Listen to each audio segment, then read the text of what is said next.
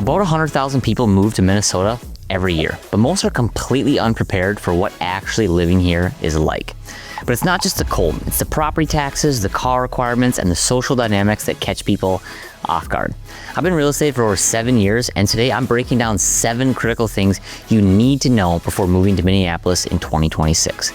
Stick around because the real estate strategy at the end could save you thousands. All right, let me start with a big one. I have to be honest, winter here is very real. 67 degrees below. That's the coldest wind chill ever recorded in the Twin Cities back in 1936. Now we're probably not seeing that again, but Minneapolis still ranks as the coldest major metropolitan area in the country. You're not just dealing with the cold here. You're talking winters where a nice day might be around 10 degrees. Some winters, once the wind kicks in, it's like 30 below. Minneapolis usually gets around 50 inches of snow every year, and when the weather reports start saying it's dangerous to be outside for more than a few minutes, that's when you know winter is really showing up. Now here's what most people don't realize. You need to budget between $2,000 and $3,000 your first winter just for proper gear and home prep. I'm talking high quality winter boots, hats, gloves, layered clothing, all of it. Your home needs winter prep too. You need to own a roof rake. And I'm not kidding about this. You've got to actually take care of your roof and rake it off, especially around the edges where you're not getting a lot of sunlight. That's how you stop ice dams from forming. An ice dam is basically a chunk of ice on your roof. When water melts, it hits that ice and can't go through. So where does it go? It goes right into your house, through your shingles, wrecks your insulation, wrecks your sheetrock, wrecks part of your roof. You also need to blow out your outside water spigots before everything freezes. Some homes have insulated ones that shut off from the inside so you don't really have to worry about it, but others don't. And that's something you'll need to stay on top of. Here's something we'll cover later that's going to surprise you. These winter costs are part of why property taxes here are structured the way they are. More on that in a bit. Now, with exterior water lines, you really do need to pay attention to which setup your home has. And you need to shovel off your decks too, not just your driveway. All that snow that piles up on your deck will melt come spring and go right toward your foundation. You're going to be out there shoveling a lot during winter. Even with all of that cold, people here don't just hide inside all winter. Minnesota's kind of lean into it. And honestly, the way you survive winter here is by getting outside and actually using it instead of fighting it. You'll see a lot of people skiing on groomed trails around the parks, places like Theodore Wirth Park. Downhill skiing is also big too, with spots like Afton Alps and Buck Hill not far at all. Add in outdoor ice skating, skating on frozen lakes, ice fishing, snowshoeing, sledding. It's just part of life here. And then you've got winter events that people really show up for.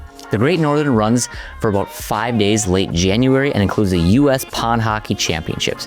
The Loppet is another big one, with people skiing and this candlelit trail across Lake of the Isles. And yeah, even winter beer festivals are a thing here, like the Beer Dabbler, cold outside, beer in your hand. Very Minnesotan. So yeah, winter is intense, but if you can get outside and enjoy it versus just sitting in your house waiting for spring, you're gonna have a way better time. And that takes us into a cultural thing you notice pretty fast. Now listen, if you're considering a move to the Minneapolis area, I work with families in your exact situation every single week. I can walk you through neighborhoods, school districts, commute times, and what your money actually gets you in this market. All of my contact information is down below in the description. Make sure to reach out. All right, let's keep going. Someone will help push your car out of a snowbank, then ghost you when you invite them to coffee. Welcome to Minnesota Nice. It's real. Minnesotans are polite, friendly, they're easygoing. If your car gets stuck, someone's probably gonna stop and help you out. But here's where it gets a little tricky. Even though people are super nice on the surface, actually breaking into close friend groups can take a while. And when I say a while, I mean years. A lot of people here already have their social circles locked in from way back. School, family, friends of friends, so they're friendly, they'll chat with you, but it can stay pretty superficial for a while. And that's where the whole Minnesota Nice thing comes in. On one hand, it's real. People genuinely are kind, but there's this other side of people joking by saying Minnesota Ice. Instead of actually being super direct, people tend to soften things. So if they don't like something, they'll probably won't say like, they'll call it interesting or different.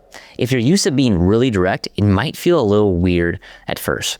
Now here's what I tell people. Minnesota can feel like an extrovert's dream, and if you're more introverted, it can be a little harder.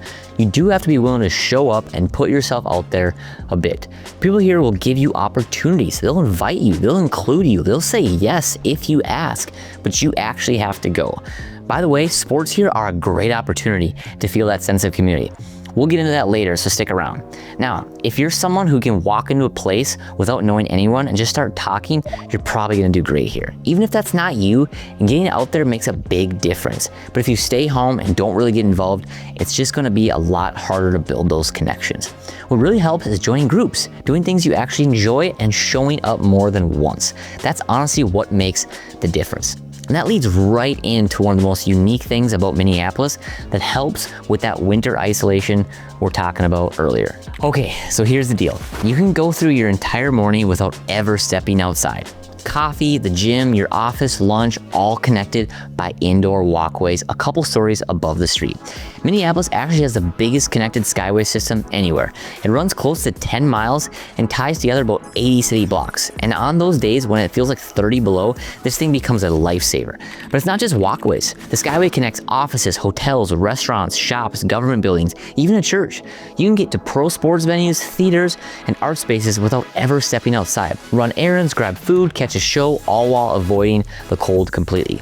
The skyway really does have a bit of everything. You've got quick spots like Jimmy John's, local favorites like Afro Deli, and the Brothers Deli. There's things at Big Target on 9th Street that have a lot of people rely on for groceries and basics. And if you're looking for a meal, places like Manny's Steakhouse are connected too. Now, if you're new here, the skyway can be both a blessing and a curse. It's super convenient, but it can also be very confusing at first. It was built out over decades as new buildings went up, so it doesn't always flow perfectly. And honestly, getting lost in the skyway at least once is pretty much a rite of passage for new residents. But if you're working downtown and using it all the time, you'll figure it out. And once you do, you'll wonder how you ever lived without it. It's probably gonna take you years to really master unless you're downtown every day. But it's an awesome way to get through winter. And speaking of getting around, let me switch gears and let's talk about what summer looks like here, because it's a completely different story. All right, so Minnesota gets called the land of 10,000 lakes, but it's really more than that. It actually has over 11,800. And yeah, not having a boat means you'll want a friend who has one. For a lot of people here, summer basically revolves around the water. Minneapolis alone has 13 lakes that are at least 5 acres, all right in the city. The most famous group is the chain of lakes, which is 5 lakes: Bade-Makaska, Lake Harriet, Lake of the Isles, Cedar Lake, and Brownie Lake. 4 of them are connected by channels you can paddle through. And once summer hits, these places are super busy. People are swimming, sailing, paddleboarding, and fishing. It's where everyone ends up. Bade-Makaska is the biggest lake in the city, right around 400 acres. Lake Harriet is the one people know for the bandshell and the rose garden, especially once summer rolls around. And then about 15 miles west of Minneapolis, you've got Lake Minnetonka. This place is huge, over 14,500 acres with roughly 125 miles of shoreline. It's super popular, always packed with boats, and yeah, that's the lake you see in Prince's Purple Rain. Lake life here is kind of a lifestyle. Summer weekends are built around the lake. Boating during the day, heading up to a cabin for the weekend, grabbing dinner right on the water in the evening. Minnesota actually ranks second in the country for registered boats, with more than 822,000 of them, which tells you how serious people are about it. Now, the big thing to know is lakes here aren't just a summer thing. They're year-round. You've got paddleboarding, kayaking, and fishing in the summer. Lakes are a huge part of the Minneapolis identity. And if you're moving here, getting into that lake culture is a big part of really experiencing the city. But to actually get to those lakes, and honestly to get around the metro at all, you're gonna need one specific thing. So Minneapolis is super walkable and bike friendly on paper, but try walking a few blocks for groceries when it's well below zero with the wind whipping, and you'll see why most people still keep a car. Transit here is actually pretty solid. Metro Transit runs more than 100 bus lines plus light rail and some faster bus routes. You've got the blue line that goes straight to the airport and the green line that connects over to St. Paul. So on paper, it looks great. But here's the reality. Between the winter weather and how spread out the metro is, having a car still matters. Even downtown, that short walk can get rough fast once winter hits. The Skyway helps, but it really only covers the core of downtown.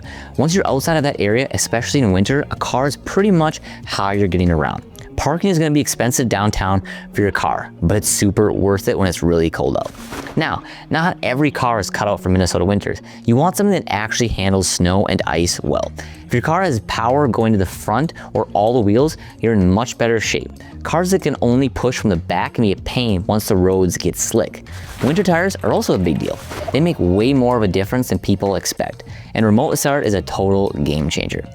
Being able to warm up your car before you step outside on a freezing morning is huge. And this part's important. You really do want to keep a few things in your car at all times. A shovel, an ice scraper, jumper cables, and some basic winter supplies. I'm serious. At some point, almost everyone's got stuck or slides into a snowbank, and having that stuff with you makes a bad situation way easier to deal with. Minneapolis is working on expanding public transit, but for now, plan on having a car. It's just the reality of living here. And when you're budgeting for that car and everything else, there's one cost that catches almost everyone off guard. So here's how this actually plays out. A $400,000 home in one Minneapolis suburb might cost you about $430 a month in property taxes. Take that same exact house, move it 15 minutes down the road, and now you're paying closer to $650 a month. That's about $2,600 more every year, just based on which city you live in. Property taxes in Minneapolis are just higher than most places. The rate sits around 1.3% compared to about 0.89% nationally, and that difference adds up quicker than people expect. On a normal tax bill, roughly 45% goes to the city of Minneapolis, including the park board. About 25% goes to Hennepin County, another 25% goes to schools, and the last 5% goes to other local stuff. And in 2025, the city approved a property tax increase of almost 7%, which was a lot higher than the inflation rate the year before, which was almost 3%. And it's not just high compared to the rest of the country, it's also higher than the Minnesota average, which is about 1.05. Here's the big thing you really need to know though. Taxes change a lot from city to city around here.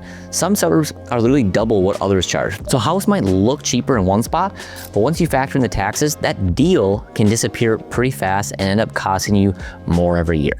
That's why you really have to look at the whole picture. You've got to do a little homework before picking where to live. In a minute, I'll break down how this actually plays out when you're trying to buy a house around here. Stay tuned. Now the thing is, your mortgage is only part of the picture. Property taxes alone can add thousands to what you're paying every single year.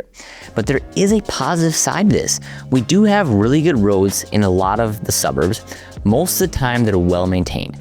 We have really good plow systems. In winter, there are tons of people out there shoveling sidewalks, keeping trail systems around the lakes open and plowed. We have a lot of community parks and neighborhood parks that are kept up and looking good. So you can see where your tax dollars are going. Factor this into your budget when you're planning your move. It's one of those costs that can make or break your housing decision. Now let me tell you about something way more fun that actually makes those tax dollars feel worth it. Vikings, Twins, Timberwolves, Wild, and now Minnesota United. If you can't find a sport to follow here, you're not trying. Sports are a big deal here. Minneapolis is actually one of the only 12 metro areas in the entire country that has teams in all 4 major pro leagues: football, baseball, basketball, and hockey. You've got the Vikings playing at US Bank Stadium, the Twins are over at Target Field, the Timberwolves and the Lynx both play at Target Center, the Wild play across the river in St. Paul at the Grand Casino Arena. And then you've also got Minnesota United FC playing soccer at Allianz Field. So no matter what sport you're into, there's a team here for you. We're not always winning championships, but the teams are good enough to keep things exciting and people actually show up. Fans here really care, and the atmosphere at games is honestly a lot of fun. And then there's hockey. Minnesota is known as the state of hockey, and that's not just a nickname. Hockey's baked into the culture here. High school hockey in this state is some of the best in the country. The state tournament every year at the Grand Casino Arena is a huge deal. The Minnesota Wild's arena will completely sell out just for high school games. That's how big it is, and the hockey itself is really, really good. Here's what I tell people. Over time, hockey will somehow work its way into your life. You might not become a hockey person where your kids are playing, but you'll find yourself going to a friend's hockey games or watching the state tournament. It just becomes part of living here. Now we have tons of public ice rinks all over the city that are packed with players of all ages. A lot of parks will have an actual hockey rink that gets flooded in the winter so your kids can go skate there for free. That's another part of those property taxes we talked about. The cities will go out and flood the rinks for kids and neighborhood people to play hockey. Sports is one of the easiest ways to connect with people and break through that Minnesota nice barrier. And if you're planning to buy a home here, understanding the sports landscape actually matters more than you might think for neighborhood selection and resale value. Once February wraps up and the Super Bowl's done, it's like a switch flips. All of a sudden, everyone in Minnesota decides it's time to buy a house. I'm not kidding. That's basically the Minneapolis real estate market in a nutshell. The market is at a turning point though. After dealing with higher interest rates for a while, things are starting to calm down and level out. We're not seeing anything crazy, but things are lining up for steady growth again. Most people watching the market expect home prices to keep moving up slowly, around 3% in 2025 and about 4% in 2026. Mortgage rates are also expected to ease a bit, landing around 6%, which usually pulls more buyers back off the sidelines. The typical home in Minneapolis is selling in the mid 300s. Most homes are selling pretty close to their asking price, and in hotter situations, some places are going for up to 3% over list and moving really fast. Homes in the low 250s and mid 300s are usually the fastest to move. Now here's what you need to know. This market is strong and it moves faster than a lot of places around the country. If you're trying to buy without getting caught in a bunch of bidding wars, timing really matters. Winter and even fall are usually your best shot. Fewer people want to move when it's cold, so there aren't as many buyers out there. Yes, there's less for sale too, but there's always way less competition. And that's when you've got a better chance to slow things down and maybe land a better deal. Same thing with fall. By then, people are settled into school and routines, so the market naturally slows down. That usually gives you a better shot at buying without as much pressure and sometimes at a better price too. The most competitive time here usually starts right after the Super Bowl and runs into spring and summer. That's when things really heat up. People kind of hibernate all winter, and then once it ends, everyone suddenly decides it's time to move. A lot of buyers want to line up things so they're in a new house by summer. So more homes hit the market then, but way more buyers show up too. That means faster decisions and more competition. If you're shopping during that window, just know you're probably not the only one going after the same house. A lot of homes will come up on the market Thursday to Friday and might have many offers by Saturday. An offer will be decided Sunday or even Monday. Inspections are kind of a 50-50 thing right now. Some people are skipping inspections, but there are ways we can get you an inspection while still being competitive. If you're buying sooner, you may have an advantage as the market is expected to heat up in 2026. Timing your purchase right can save you thousands and give you way more negotiating power. So the people who thrive in Minneapolis aren't the ones who try to fight the winter or force friendships or avoid the property taxes. They're the ones who lean into it all. Minneapolis rewards commitment. It's not a city you can halfway do, but if you're all in, it gives you back a quality of life that's genuinely rare in America right now. If you're ready to explore specific neighborhoods and understand what your budget actually gets you in the Minneapolis suburbs right now, email me today and I'll walk you through inventory and timing strategy for 2026. Don't miss out. And if you want a full guide on moving to Minneapolis, I break down everything you need to know in the video linked here. Thanks for watching, and we'll see you in the next one.